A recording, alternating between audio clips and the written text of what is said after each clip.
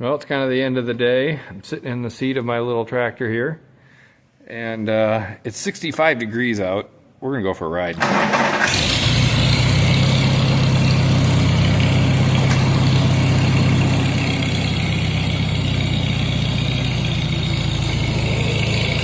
Thought you might want to come along.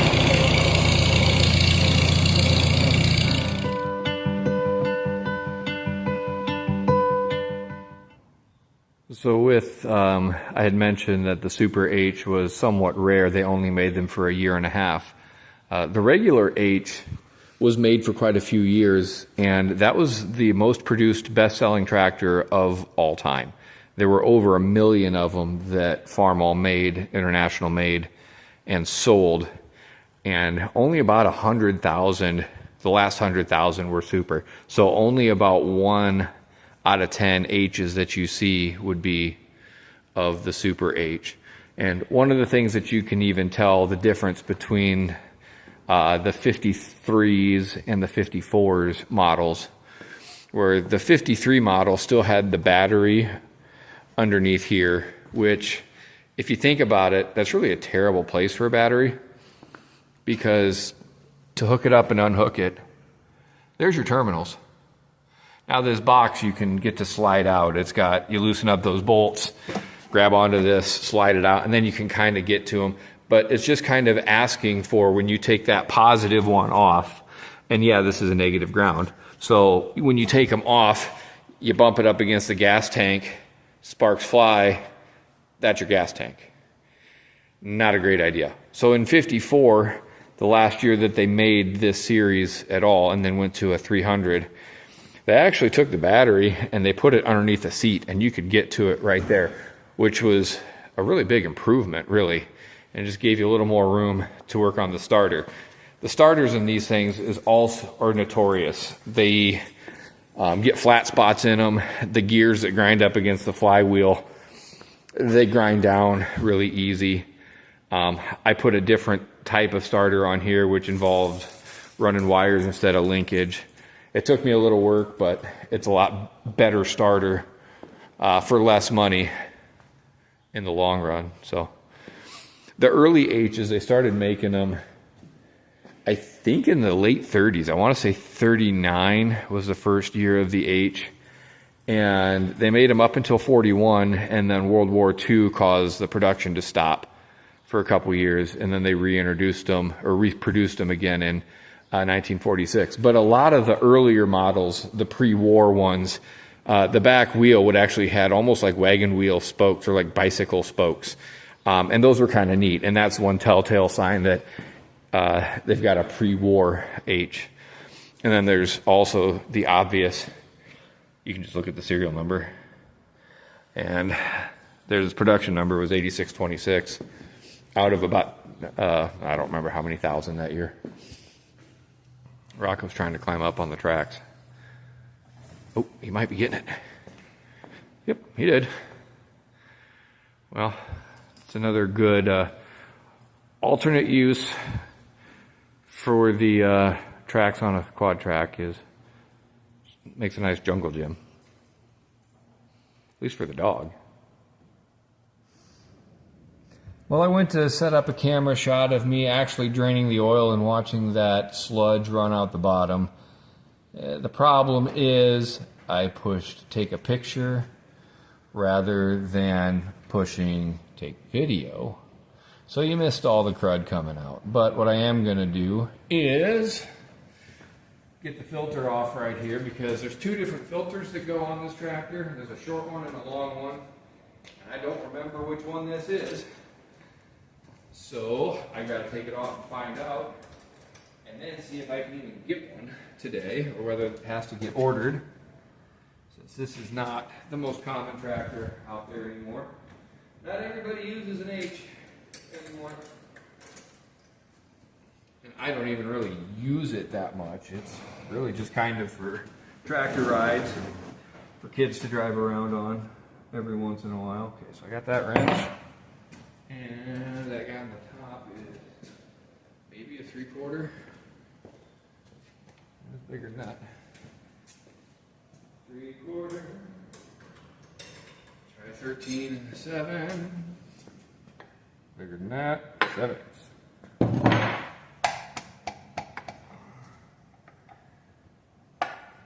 And when I get that taken off, I can see what we got for filter.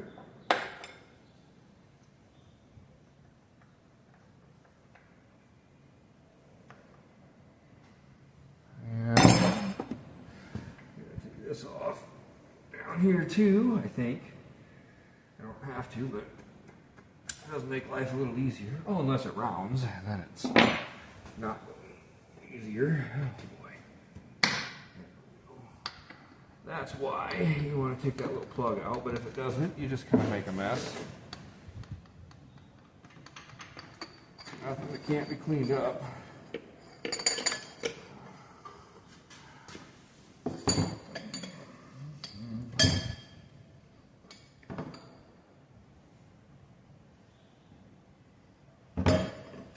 That is sludgy goo. Sludgy goo. Well, I got the new oil filter on there. We will put some oil back in it. Now, this engine was actually put in later. When this tractor got restored, it was for me about a 12-year process to do it. In 2006, my brother-in-law at the time was getting done with diesel mechanic school, and he had a buddy that wanted to restore this for me. He was going to put the engine, or work on the engine, because the engine was blown at the time. And so he had it over the course of about 5 or 6 years, and took the engine out of this tractor and actually put one in for a Farmall 300. That was a couple years newer.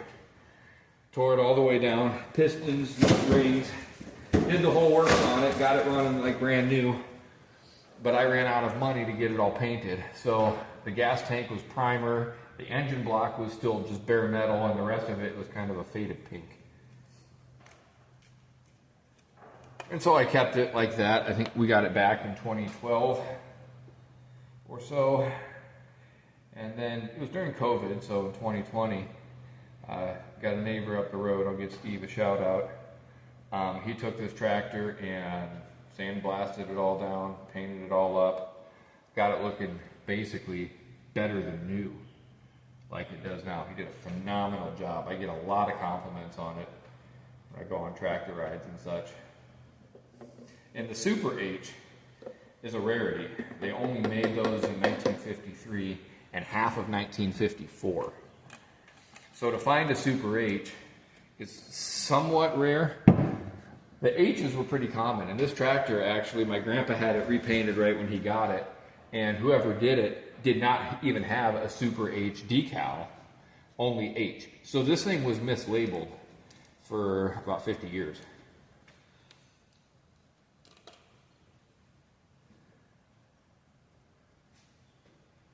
So now I've got it, it's all nice and pretty, got the proper decals on it, has some fantastic paint, runs great, but I don't use it much. A little rake some hay or move some wagons around here and there. Pretty light work. Doesn't have live hydraulics, so if you're running the PTO or trying to lift up a barge box or something with hydraulic power, you push the clutch in, stops whatever that's doing. They didn't have live hydraulics back in 1953. But we used it for doing lots of stuff. Hauled a lot of manure, raked a lot of hay, pulled hay loads around. We used it for getting corn out of the corn bin and putting it into the corn crib, so it was easier to get into the feed grinder for feeding hogs when I was a kid. You had to do that about every couple weeks or so. Get 100 bushel out of the bin, put it up in the overhead bins of the crib. It was really good for that.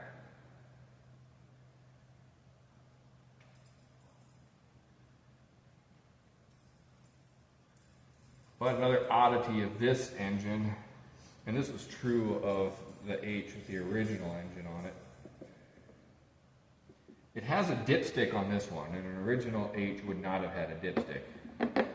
check the oils by looking down below. I'll try to get you down there.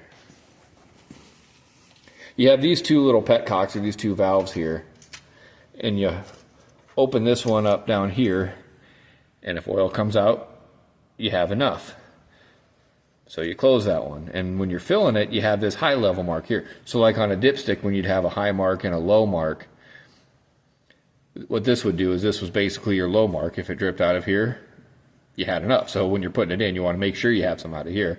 And when it comes out of this one, that's when you stop. But since this engine is not original, it's on a Farmall 300, it's also got a dipstick. So on this, we have a nice little dipstick painted black, but it means nothing. So I've got these two valves open. I think I got them open enough. I've been putting some oil in it, trying to get it to come out so that I know it's full. I've put 3 or 4 quarts in. I don't remember how much this guy drinks. Maybe more than I thought. These old engines could hold quite a bit.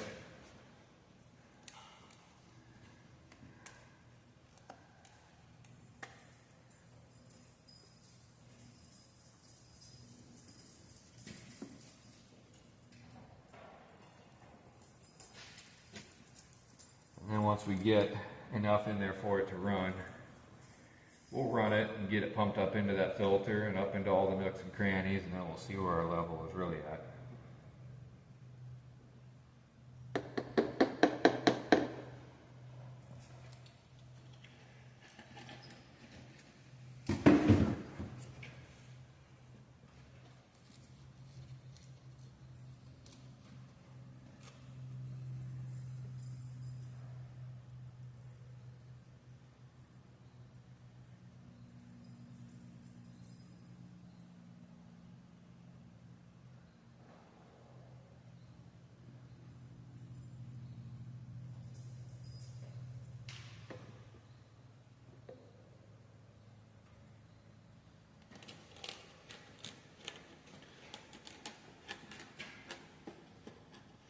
Oh, there's dripping. It's coming out. See it coming out of that valve right there? So we know we're getting close. Close this one. Looks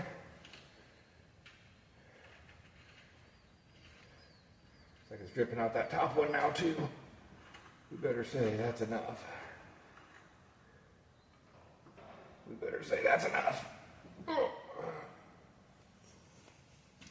And we'll give this thing a start here and see where our level gets to. Once it all gets run around and sloshed in there good, fills up that filter cavity. Make sure she got a gear.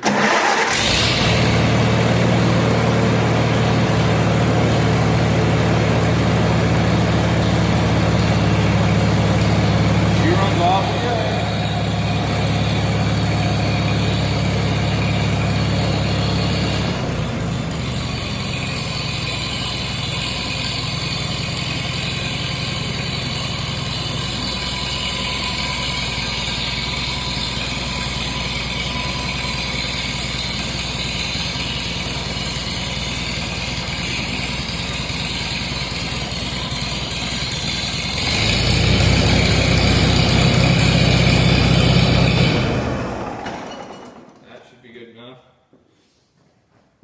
I'm not a great mechanic, but it was always kind of my test of a good engine. If you can have it running good and hard, drop it all the way down to its lowest RPM setting, and if it can sit there and just hum nicely, that tells me that things like the carburetor and your points and everything are just set correctly. So I know this thing's a little bit cold-blooded. Ooh, I didn't even put my cap back on there when I did that. That wasn't real great. Let's see where my oil is after running it a minute. Might need to put some more in. I don't see any coming out anymore. I might need another quart yet to fill where that shoved everything to. Give it one more. Alright, now we're coming out the bottom one. We me close you up. Put the rest of that in.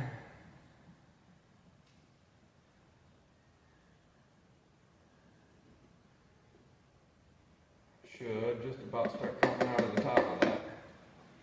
Something close to it. Let's see. Not quite yet, is it? Oh, there's the drop. Here we go. That's good.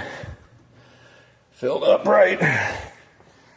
Just drips out of that top one. Good enough. Put the cap back on.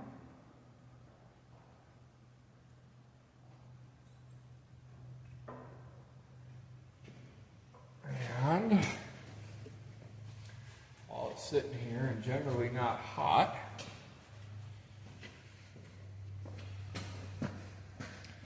we can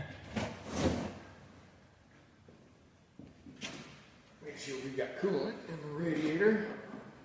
That looks real good. This doesn't have a reservoir like a car does. It just, see it sitting in the top. Good enough.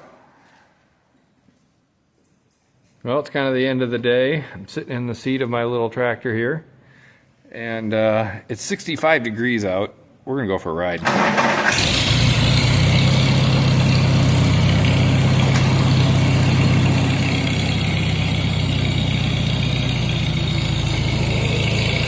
Thought you might want to come along.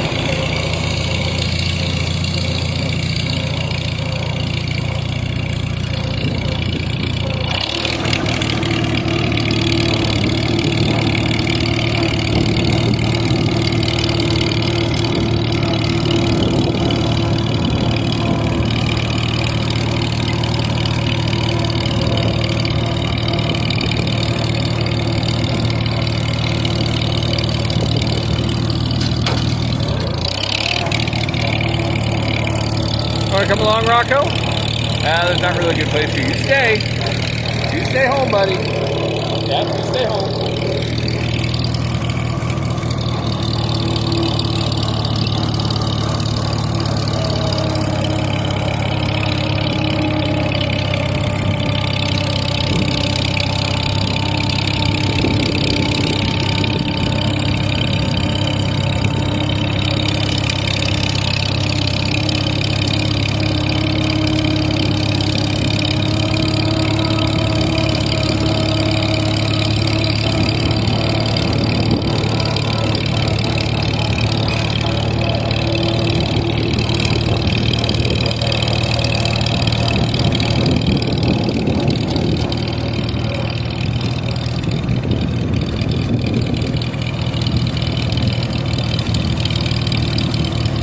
Alright baby, you ready for road gear? Kind of a tall task in an age. There's a big jump between 4th and 5th.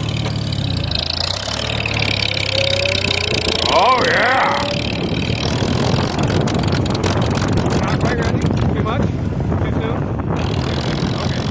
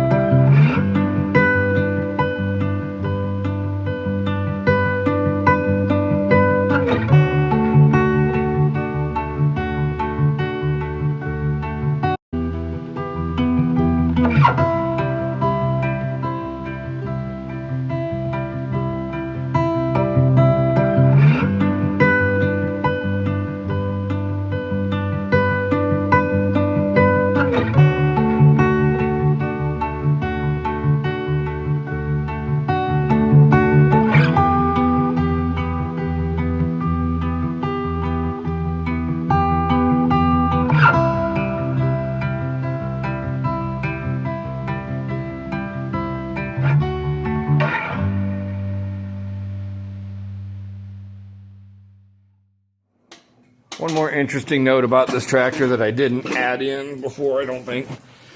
But one more interesting note about some of the historical family sentimental ties to this tractor was that my grandma called this tractor Louie's Lollipop. So I've kind of given it the name of Grandpa Louie's Lollipop. And the reason she called it his lollipop was she said once he got on it, he just kind of stuck to it all day long. And it is a fun little thing to drive. But go on a long tractor ride, spend a few hours on it, it's not very big. It can start taking a toll on you after a while. Bigger tractors ride better. But that's the H.